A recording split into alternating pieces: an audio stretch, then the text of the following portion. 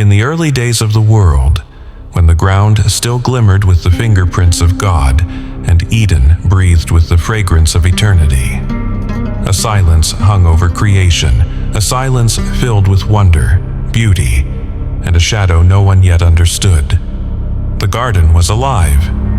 Rivers wove through emerald valleys like liquid light. Trees dripped with the sweet weight of fruit that never spoiled. And the air vibrated with the nearness of God Himself. Every morning, the man and the woman walked in that sacred light, two beings sculpted by the Creator, bearing His image, carrying His breath, wrapped in innocence so pure that even the angels marveled. They knew no fear, no shame, no darkness. Only the voice of the Eternal whispering through every leaf and river. But beyond the edges of Eden, where light thinned into mystery and the wind carried memories of an ancient rebellion, another presence watched. A mind sharpened by pride. A voice trained in deception. A fallen one who once stood among the burning stars, but now slithered in shadows, searching for a crown he could steal. He hated the sight of them. These dust-born creatures. These fragile beings shaped from earth yet loved with a love he could never comprehend. He remembered the fire of God's throne. He remembered the day he fell. And now, vengeance simmered like poison in his tongue. The serpent slipped into Eden, silent, calculated, patient, for evil does not always roar. Sometimes it whispers. One day, as the woman walked among the trees admiring the brilliance of a world untouched by corruption, a voice slid through the air, smooth as silk. Did God really say? The words were simple, soft, almost harmless, but they cracked open a doorway through which the darkest lie in history entered. The woman paused. Not in fear, for fear did not yet exist, but in curiosity. The serpent coiled around a branch, its scales shimmering like fragments of a broken star. Did God really say you must not eat from any tree in the garden? A question disguised as innocence, a trap wrapped in gentleness. She replied, "We may eat the fruit of the trees, but God said we must not eat from the tree in the center or touch it, lest we die."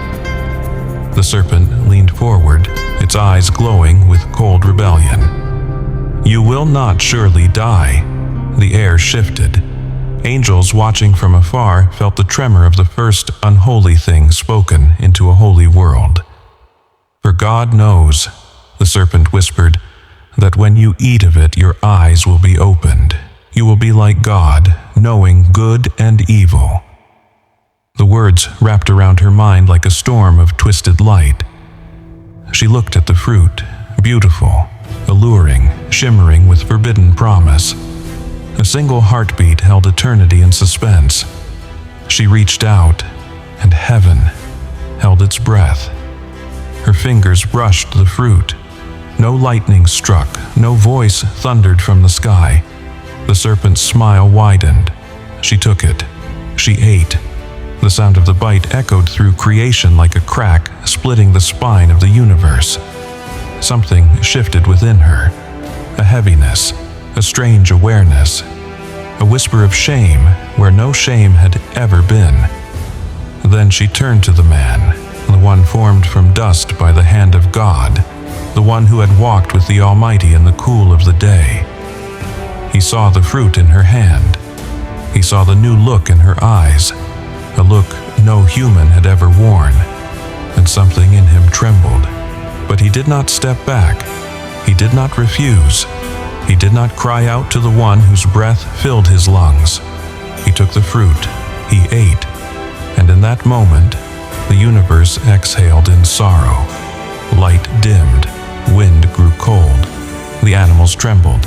The trees shuddered as if grieving. The ground absorbed the sound of their disobedience like a wound forming in the heart of the earth. Then they felt it. Nakedness, vulnerability, a sudden, crushing awareness of something they had never known. the absence of innocence. They scrambled into the forest, grabbing leaves, trying to cover what shame had awakened. And then, for the first time in history, they heard it, the footsteps of God, walking through the garden, not in wrath but in sorrow. "Where are you?" The voice was gentle, yet every leaf shivered. The man stepped out, trembling. "I heard you, and I was afraid." Afraid. A word never spoken in Eden until that day. God looked upon his creation, still beautiful, still loved, but now fractured. The serpent was cursed, the ground was cursed, the path of humanity was forever changed. Pain would come, sweat, toil, death. But even in his judgment, God wove mercy, for he spoke of a future warrior, a son who would crush the head of the serpent, even as his own heel was wounded. A promise whispered through the ages, a light hidden in sorrow, a prophecy that would one day shake the earth. Then, with garments made from sacrifice, God clothed the man and woman and escorted them from Eden. They looked back only once, at the home they had lost, the paradise now guarded by flaming blades of holy fire. And as they stepped into the unknown wilderness, a world heavier, darker, colder, humanity began its long journey carrying both the weight of the fall and the echo of a promise. A promise that redemption would come. A promise that death would not have the final word. A promise that one day the broken would be restored. And the story of salvation began to unfold beyond the gates of Eden.